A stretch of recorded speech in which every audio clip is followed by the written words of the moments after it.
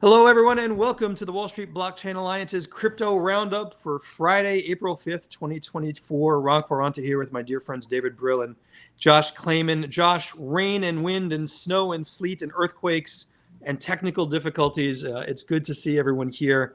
Thank you all for joining. Some of our usual disclaimers. Obviously, everything we discussed should not be considered accounting, investment, legal, or tax advice. And obviously, especially when David and I start talking tokens, please keep in mind that nothing discussed is an endorsement of any particular tokens. But Josh, David, we're back. We were on a brief hiatus last week with the holiday, and it's been a pretty eventful week.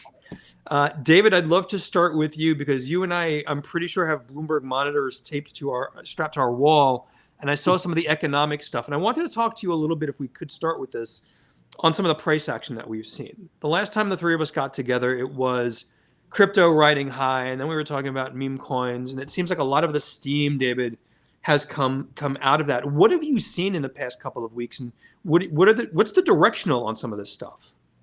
So it's been really interesting because as much as we like to think of our little world maybe somewhat insulated from the bigger markets, it's really not. And you saw some stronger bond yields and a stronger dollar, and then you saw a sell-off in Bitcoin and altcoins.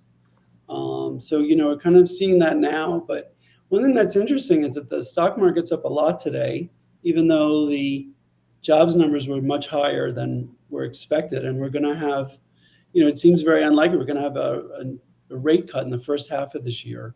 Yeah. So it's a very interesting dynamic you have going on. And look, oil prices are going up. It seems like all the prices are going up. Inflation somehow maybe is not going up, but not quite sure how that's working.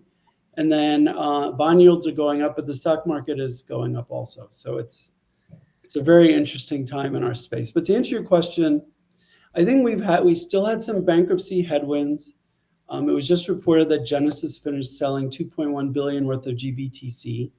So I think we've just had these headwinds that still have been, we've been facing, that's led to more selling in Bitcoin and GBTC, and that's kind of been holding us down a bit. Yeah. So I have a question. Can I ask you guys Go both for it. this? Yeah. When you're talking about price action and the volatility, I'm just wondering, just on both of your respective in your lives, how frequently are you checking price? Because I'm looking at it every so often and I'm like, oh, okay, what's that? Okay, what's that? But like, are you guys watching it in real time, generally speaking, or is it like periodic? I can, well, David, you go first, buddy. Well, I have a big big flat screen on top of my computer and desk setup. So I have Bloomberg on all the time. So it constantly flashes through the stock market and the crypto market. So you're seeing it pretty regularly. But then on Fridays, I certainly spend some time looking at it sort of minute to minute in the last couple of hours with everything going on. Yeah, Josh, I do likewise. So I've got either my iPad or a little monitor, either running Bloomberg. The other, and I'm certainly not a frequent trader. I try to trade where I see big moves. So it's not like I've got a trading turret like in the old days. But the other interesting thing, and David, I'm sure you do this as well, is for the things we're looking at, we set up alerts. And when you see some of those volatile days, I'll just get pop-ups on my screens. I'll get pop-ups on the phone. So it's yeah, we're not actively trading. I call myself actively watching. Yeah, I would say definitely not actively trading, Josh, but like Ron, have alerts. And then I'm on Twitter, I kind of watch in the background. So you get things pop up and certain people pop up too. Yeah. That's great. Of course, your tweets pop up, Josh, Oh, I'm sorry, what? I said, of course, your tweets immediately pop up. We have a Josh alert set up throughout the WSBA where tweets that you do and put out there immediately pop up. David, I'm sorry, if I could just real quickly, the macroeconomic stuff, and Josh, if you don't mind, I don't mind at all. I'm learning. David and I always talk some of the macro stuff. And David, you and I are chatting a little bit in the virtual green room. One of the things we often look at is the economic statistics and what's driving some of the things that you just mentioned. You mentioned the jobs numbers for the U.S. came out today. It was over 300,000. The estimate was 240. So we blew the roof off of the numbers. I'm always a little surprised by how markets, including crypto markets, react.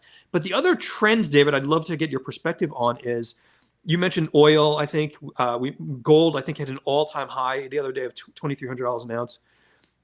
what happened to the correlations? I remember for a while we were talking Bitcoin was negatively correlated to markets.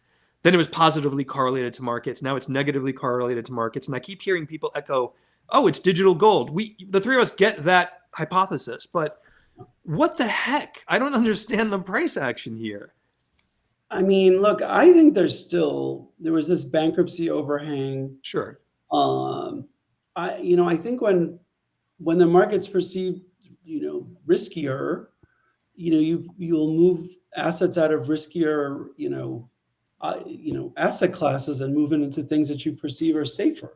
Yeah. I mean, you can get 5+% just putting your money in the bank right now, which is pretty decent yield. Yeah.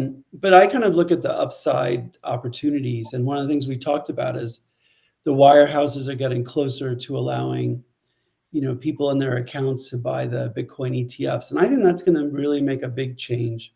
I think there are a lot of institutions and people with big wealth management accounts that haven't been able to buy through their brokers. And so I think when that happens, we're going to see a nice amount of liquidity come back into. Yeah. Or not come back in, but new liquidity come in. Yeah. So I have a question for you guys, and this was not in anything that we would have prepared. So feel free to politely decline to. Then David could go first. But I've been seeing a number of headlines, including just recently in the past, I think, hour on CoinDesk about MicroStrategy and the implied premium to Bitcoin, and how that may be being priced in because it's an alternative for people who don't have who want exposure to Bitcoin, but can't get it into an ETF or hold it directly. Yeah. I'd love to hear your thoughts about this and what they even mean when they say implied premium. Like what? Sure. So people want to have access to the alpha that MicroStrategy has because it's been going up a lot this year. So if you can't buy Bitcoin directly, you buy like a derivative of it. And so by buying MicroStrategy, you have a bullish view on Bitcoin because MicroStrategy is buying so much Bitcoin. So so basically there's a premium because this is one of the only games in town for people. So people are willing to pay extra to get access to that alpha from Bitcoin and crypto. Yeah. And tied to that premium, Josh and David, and I didn't read the full article, Josh, I absolutely saw the headline. I'm always fascinated by the analysts' ratings or projections for MicroStrategy. And I think, someone correct me if I'm wrong, it was originally somewhere in the $700 or $800 per share. That's now at $1,800 going forward 12 months or so. I'm probably messing up those numbers, but so there are equity analysts on the street offering buy recommendations for MicroStrategy, understanding their strategy that holding Bitcoin could be long-term very profitable. And David, correct me if I'm wrong, but also implicitly agreeing with Michael Saylor's strategy. I think he took on additional debt and used the entirety of the funding to buy more Bitcoin. So to me, that's a really bullish analyst perspective. Yeah, I know. I totally agree. And look, he's borrowing really cheaply, and yes, and giving up some warrants or giving some convertible debt with the stock having to be at a much higher level. So it's really it's a very smart play. But you got to really be a big believer because if you're wrong, it can really go against you hard. But they've been successful, and I mean, we're bullish on Bitcoin, so I think that it's in line with sort of the industry view. But no, look, I think the thing is people want access to these products, Josh, ultimately. And when you see things trading at premiums to their actual value, it's because there's just not enough vehicles for people to invest in. And the only ones that they're willing to pay extra to get access to it. Yeah, I mean, please fact check me on this, anyone who's listening. But I think I had read somewhere in the past few weeks to a month that MicroStrategy now owns or holds 1% of all Bitcoin. I think that's correct. Yeah, it's huge. Yep. And also, I mean, this is not investment advice, just observations. I think you guys may have seen that a couple of days ago, it was reported that at least one analyst had raised the Bitcoin price projection to 500,000 by the end of 2025. There's a really wide range of those projections. I had seen that one. I think Kathy Wood kind of reiterated a few days ago. Again, I could be wrong. 1.5 million by 2030. And there's a lot of conversation that can be had about use case and what adoption looks like to get to that kind of number. I think the sentiment, we've reached that inflection point around this is not worth paying attention to this is probably really worth paying attention to. And David, you might have seen this data. I think the market value of all futures and derivatives on Bitcoin reached 9 trillion globally, the nominal value. And that we're in the multi-trillions of dollars. So the idea that this is a market not worth paying attention to, in my mind, is evaporating away. But one other thing, Josh, that you raised that I thought was interesting, and it ties into what we're talking about.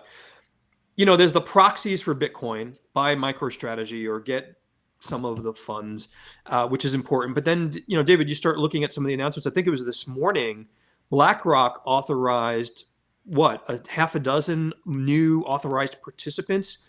And these are not little shops above like the dry cleaner or something. These are major names with major networks of customers around the world. What did you both read into that?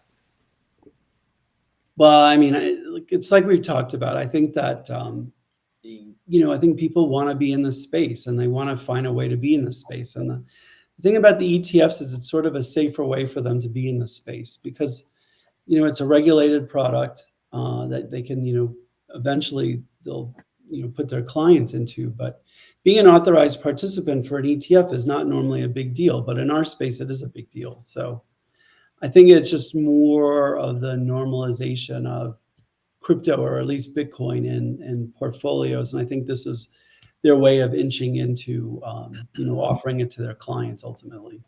Yeah. I mean, what's really interesting, I think, too, is that I believe it's been reported that at least one of the APs, one of the big name APs that was just added, that had recently made a statement saying essentially like crypto is valueless, something like that. That's a paraphrase.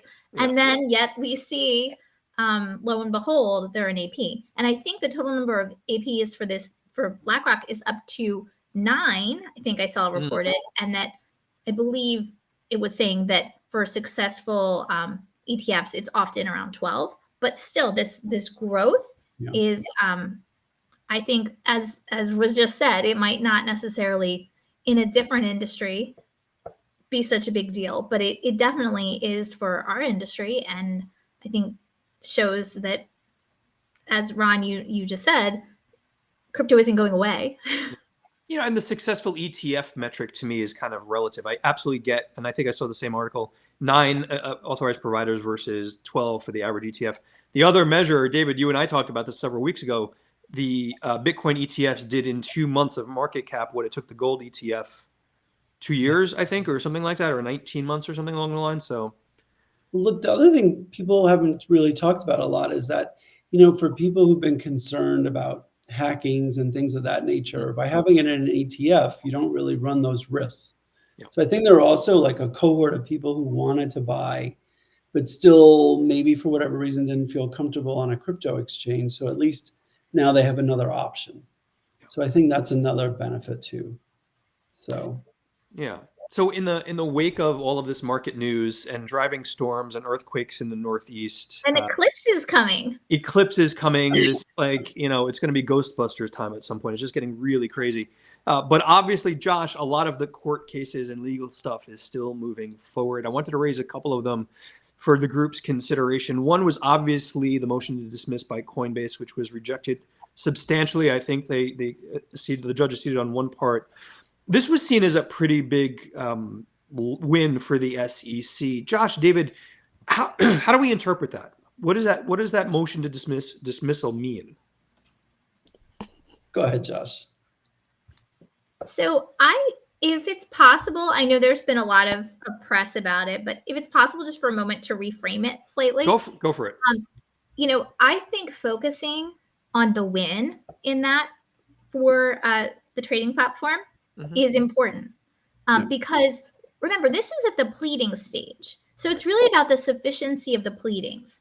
And I think one thing we can take away from this is that even in the pleadings, the SEC was unable to successfully successfully plead that there had been a violation under, I think, 15A of the Exchange Act for purposes of acting as a broker with respect to the wallet. I mean, Yeah. I think that is a big win in many ways, not just for this company, but also for many who offer wallets across the board. Because again, we're at an early stage. We're not at the summary judgment stage. Discovery hasn't happened yet. And the fact that that allegation couldn't even get past this first initial phase where it really is about sufficiency of the pleadings, I think that that's important. So that's something I think we should focus on. For the Yeah. audience, when Josh says she wants to reframe something I said, that means she wants to say it more eloquently than I did, and she's absolutely right. So, No, I mean, I think that there are many ways of looking at things, and I think often at a motion for judgment on the pleadings, often a case just goes forward entirely. Yeah. Right? And then it's not until a later phase that some sort of judgment is rendered. Here, the fact that some of the case got thrown out, I think, is a positive for the defendant. And despite how it might have been portrayed in the news, I mean, we've all seen some of the headlines, particularly outside of the crypto media. It's like big win for the Securities and Exchange Commission. But to your point, Josh, at this stage, very, very infrequently does it get dismissed at this earlier stage. So this is not unusual behavior vis-a-vis the court, correct? That's my understanding, as is always, the standing disclaimer, I'm not a litigator. Nevertheless, I mean, that's my view. I think that while certain people may have hoped for a different outcome at this stage, I think it is, far from the final word in this case or in other cases. And I think, not to take it too far afield, but we are seeing impact litigation, as it's been framed as, where different companies, whether it's a trading platform or whether it is a token issuer or token generator, bringing suits in the Northern District of Texas against the SEC and raising the same sorts of issues, but really going on the offensive. Yeah. I think this is all very important because I think, again, stepping back to the bigger picture, remember, just like with Judge Torres and just like with Judge Rakoff, as we've said, with Judge Fela, with all due respect to all of the judges, their decisions are not binding on other courts, including courts within their own district. So I think that's just something important to think about, and that many of these issues, such as the major questions doctrine and other things, they're going to be raised in different circuits, in different courts, and you know what? They might make it all the way up to questions that are decided by the Supreme Court. Yeah. Well put, Josh. David, weigh in on this. And, Josh said something a little earlier, that discovery, I'm going back to the Coinbase thing, discovery hasn't even really occurred, if I understand correctly, or moved forward. How long is this going to take, David, in your mind? Well, one other thing I want to mention that Josh was talking about and just add to it is that, district court judges don't like to have their rulings overturned on appeal. And if if they were to dismiss this case, it would most likely have been appealed by the SEC. And so creating more of a record and letting this go on maybe to the summary judgment phase is not really necessarily harmful to the case ultimately, because if it were dismissed on summary judgment, you'd have the same result.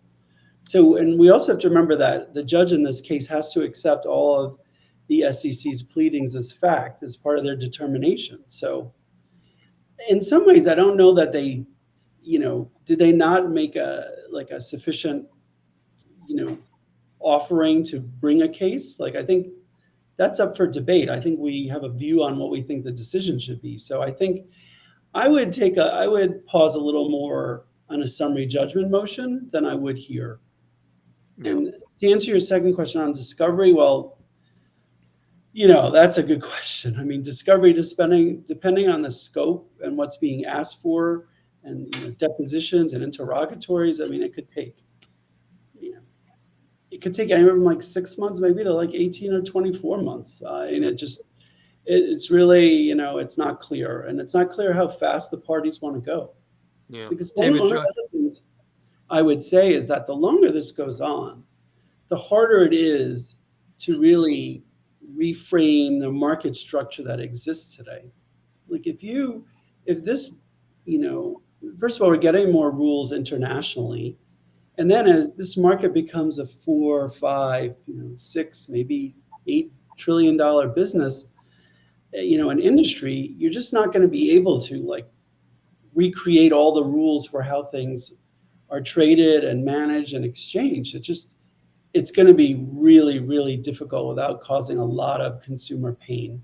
Yeah. And as markets mature overseas more and more, we're sort of going to be further behind. So if we make some sort of radical changes to the way the crypto trading ecosystem works, I think it will be not in step with what the rest of the world is doing, especially as time goes on.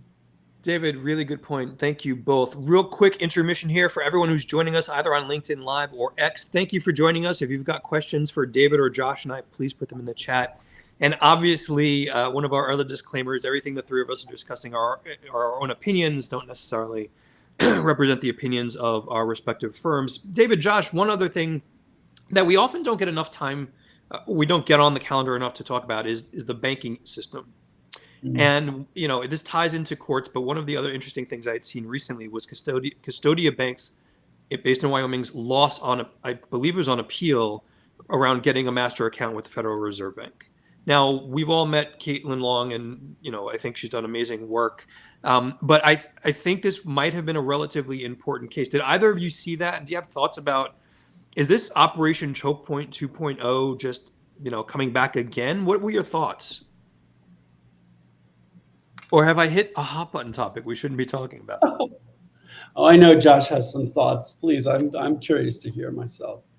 I mean, I still think I'm formulating my thoughts about this, to be honest. But I would say I'm, Caitlin is a friend. I'm a big fan, and I applaud everything that she is doing. Yep. And if I read correctly, I think it will be appealed. But I thought it was interesting what the court represented. And David, tell me if you agree or if you saw this. Essentially, the Fed doesn't need to give a reason for denying someone a master account to the banking system. And there's much more complication to it than I certainly know. And I'm sure there's AYC, AML, KYC, BSA requirements. But David, how are you viewing this kind of rejection of an entity trying to be a bank? Well, I mean, on one hand, entities apply for things all the time and not all of them get them. Yep. And I guess it doesn't surprise me that that's sort of where they landed. I think ultimately it would be more satisfying to have some more meat on the bones as far as like what the real reasons are. So that would be something I think that would be helpful for everybody to understand. But I'm still thinking about it too, sort of broader picture, but I don't know that the courts are really being part of the choke point initiative. I think they're really deciding it based on their interpretation of the law. So I would say that maybe in the totality, it feels that way, but I don't think that they are taking their cues from the administration as far as, how they're handling things, because I think, the judges would have a different answer for us if that was the case. It would be, that's at their discretion versus, not having to give a reason, which I think is more legally founded. Right. And Yeah. Go ahead, Josh. I'm sorry. I was just going to say, it is definitely a hot button issue. I think I had seen that former Senator Toomey had said, the judge's decision is completely wrong. I think that's what he says. And if I check in right now, I'm reading now. He said it was contradictory and inconsistent with his decision in June when he denied the Fed's request to dismiss the case. There's no logic here at all, and I hope Custodia decides to appeal. So I think there definitely are loud, prominent voices speaking out beyond Custodia itself. So I think obviously we'll want to keep considering it, but I think Caitlin is fighting the good fight as usual. And she's forgotten more about markets than certainly I'm ever going to know. So I know she's going to continue to try to progress and push things forward. I wanted to ask you both. We were on hiatus last week. Did we talk about the SBF sentencing? I don't think we did. I don't think we did. What did you both think? For the audience, Sam Bankman-Fried was sentenced in court in New York to 25 years for the conviction on the charges of fraud and wire fraud and securities fraud and all this other stuff. David, were you surprised? No. I thought this was pretty much in line with where I thought things would land. I think ultimately, there's a view that if customers are made whole, and I want to talk about this a little more because they're not really being made whole the way I think about it. That's usually a factor in reducing a sentence. But I think people have to remember that the price claims are priced at the date of the filing. And so when FTX filed, like for instance, Solana was around $16 and now it's around 170 or 180. So even if people were to get their $16 worth of, the fiat equivalent of $16 of Solana, which was the price at that time, they've missed out on a 10x appreciation of that. So I think there's been this narrative that, everybody's being paid back. And maybe in bankruptcy terms, they're getting close to 100%. But in actual sort of, we'll say, crypto terms, they're still taking a severe haircut.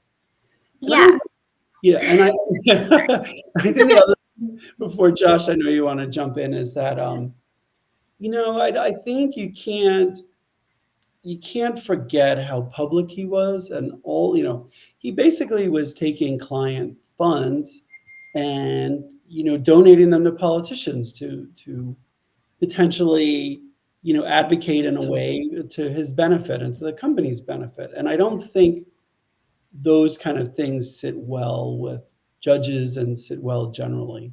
So those are sort of a couple of thoughts. Josh, weigh in. Yeah, I mean, I was just going to build off of what David was saying. This whole dollarization of claims, I think that's part of the big challenge. And that's a tale as old as crypto, right? If you think back to, I mean, maybe not as old as crypto, but if you think back to Mt. Gox, I mean, that was a big issue with Mt. Gox so long ago. And, about whether people would get their Bitcoin back or whether they would get the dollar equivalent. And, depending on how the market moves, like people may want different things at different times. But I would say that many people, I will stay away from saying most people, but I'll say many who are really true believers in digital assets who hold them in a large number, right? They're likely to want their actual digital assets back because they're holding them, holding aside, use, obviously. But if you want to use them, of course you want them back, right? Like, of course, that makes sense. If you want to participate in governance, of course you want them back. But other than that, if you are holding with some kind of investment intent, right? You purchase them because you think that they will become more valuable, at least in part, right? Holding aside the securities law analysis or anything like that. Yep, but if you're conversation. Bitcoin and you think it's going to go up, then you're likely to want your Bitcoin back. Yeah. So, it's a tough one. But I mean, it's better than the alternative. I mean, thankfully, whether knowingly, intentionally, accidentally, or what it may have been, some of the investments that were made in connection with FTX and Alameda, they turned out to be lucrative. It's interesting, Josh, as you Josh and David, thank you, as you both raised that. And I'm sure there'll be additional books about SBF's personality and kind of how he sees guilt or innocence and, never claiming remorse, I think was one of the things that was reported. Josh, what I thought was really interesting was the judge's commentary and perspective. And I'm paraphrasing here. I believe SBF's claim for a long time has been, well, there was no fraud. Essentially, if you left it alone and if the bankruptcy wasn't as screwed up as it was, I would have made money. They would have all gotten money back.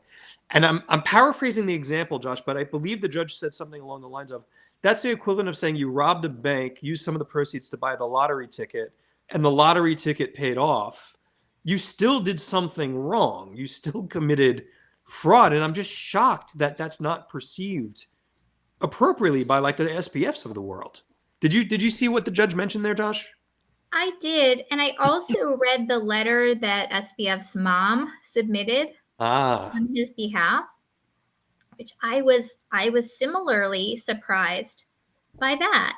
I don't know if you guys had the opportunity to read it, but it seemed to me, and I mean, I hope never to be in that position to have to write such a letter on behalf of my child, but it was really focused on like, he was gifted, he's different, like he intended different things, but not anything that really said he's sorry, he did something wrong. It was more like he's so unselfish.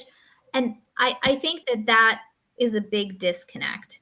I think, not to, take this in directions where it doesn't necessarily need to go. But I mean, we have to remember, and I believe that, this probably played into, or may have played into, the judge's determination. But this is someone who allegedly, at least, I don't know whether this was actually proven or if it's still an allegation, leaked his ex-girlfriend's diary to the press. Yes, that's not a I've heard a lot of people say that lands on some level is that a lot of people felt that he never intended to steal money from clients and not give it back. But what he was doing was, what he should have done is really, if he really wanted to be like a venture capitalist, he should have set up a VC fund and raised money like traditional VC funds do, and use that money to invest in these AI projects.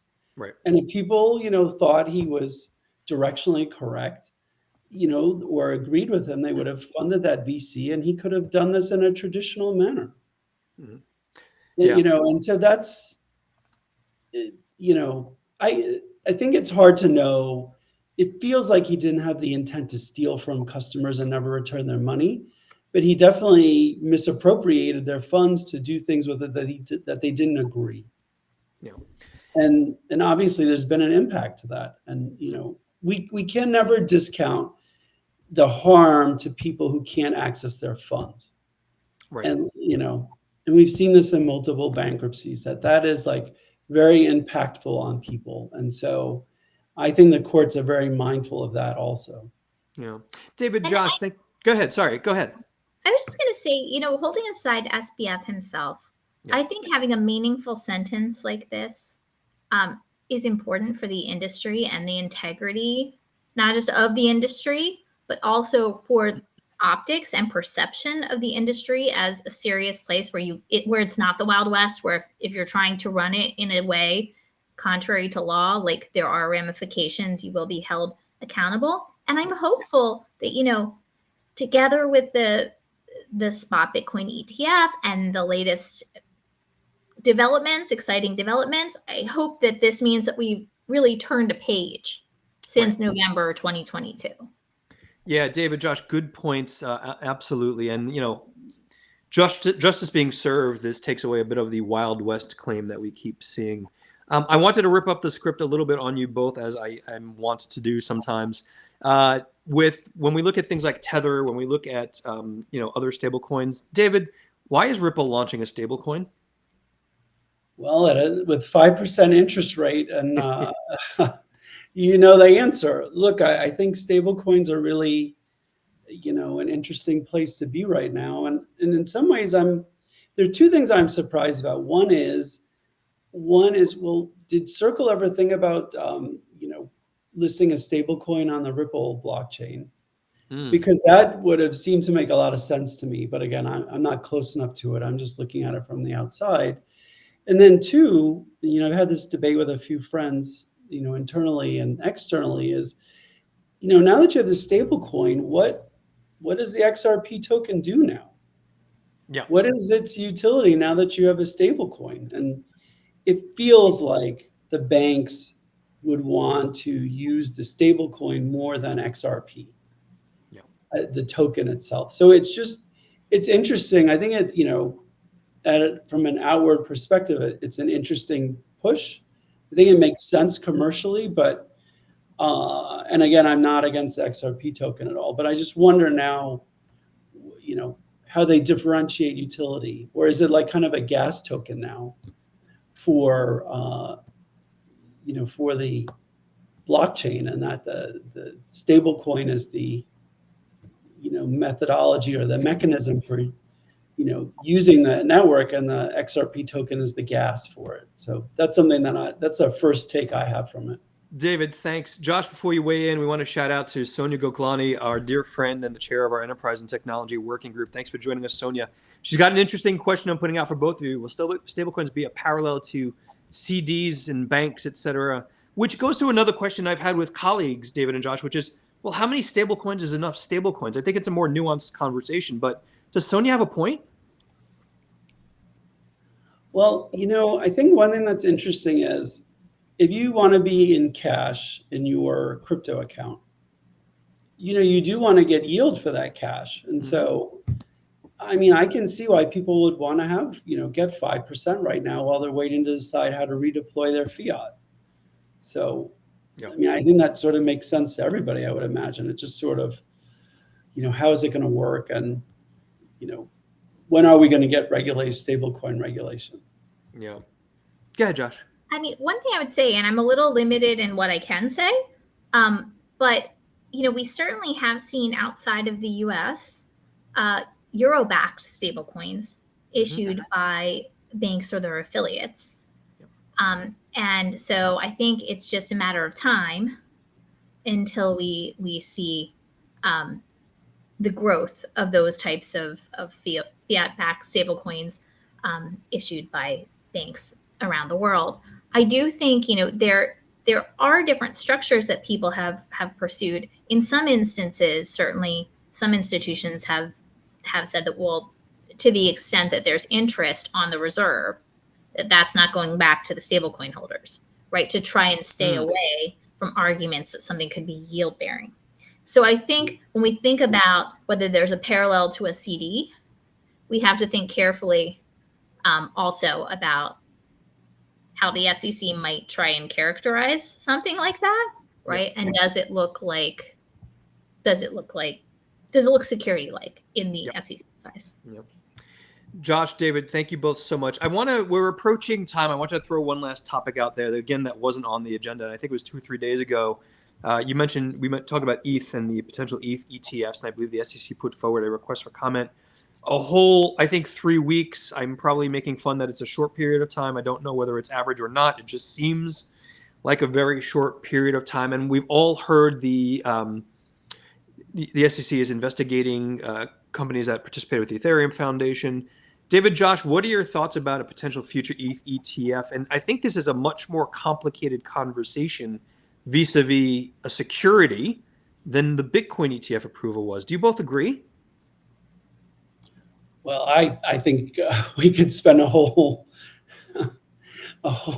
segment of our show on that, and we could spend a whole show doing that. I'm much more bearish on this idea that it's going to get an ETH ETF is going to get approved this year, and it just feels like that the way the winds are blowing is sort of against that.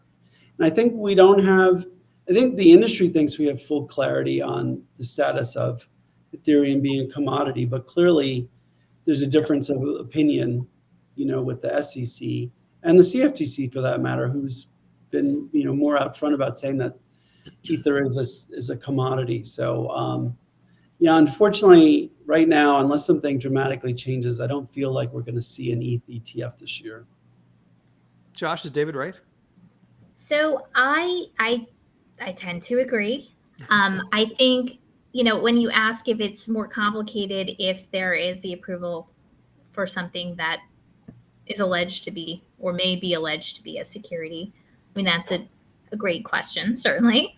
It is interesting, many have pointed out that the SEC did approve the ETH futures, right? Which many thought, okay, well, that's the SEC is not going to now allege that there's a security. Clearly, that might be up in the air. What I would say, though, also is, and it's been speculated by some or thought by some, that maybe this alleged investigation into the Ethereum Foundation and this request for comment, that part of this is trying to find ways to avoid making a decision on the ETF based on arguments that could be deemed correlated with the Bitcoin futures. Because we saw in the Grayscale case that the SEC lost pretty decisively. Well, definitely decisively, but the language was strong about arbitrary and capricious, I believe, when the arguments were made by Grayscale that actually SEC, what you're raising, how is that different from what we've been seeing with the Bitcoin futures ETFs since when? 2017, 2018, whenever that was, 2017.